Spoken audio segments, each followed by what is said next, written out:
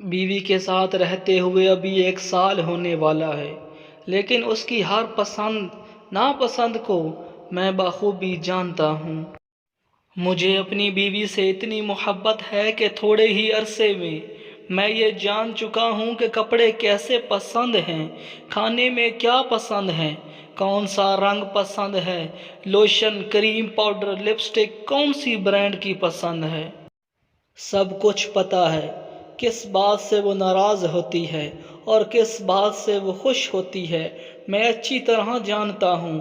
ہر مہینے میں تنخواہ کا ایک حصہ میری بیوی کی شاپنگ میں گزر جاتا ہے۔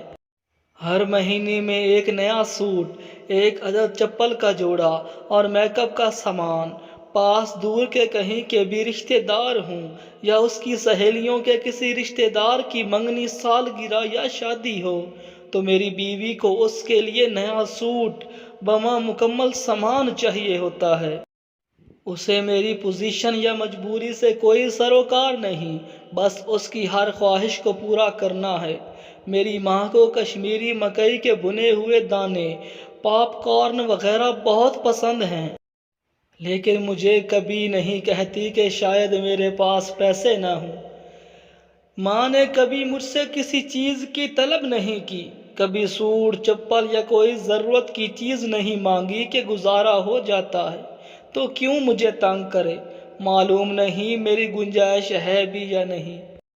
جس ماں نے مجھے پیدا کیا، مجھے پالا پوسا، جس ماں کے ساتھ میں نے 25 سال گزارے، مجھے اپنی ماں کی کسی پسند ناپسند کا علم نہیں۔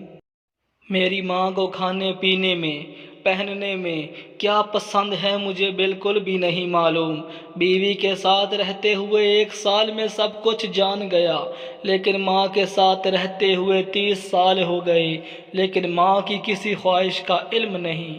اللہ تعالیٰ ہر کے والدین کا سایہ تا دیر قائم و دائم رکھے اور ہم سب کو اپنے والدین کا فرما بردار بنائے۔ آمین بجاہ النبی الامین صلی اللہ تعالیٰ علیہ وآلہ وسلم۔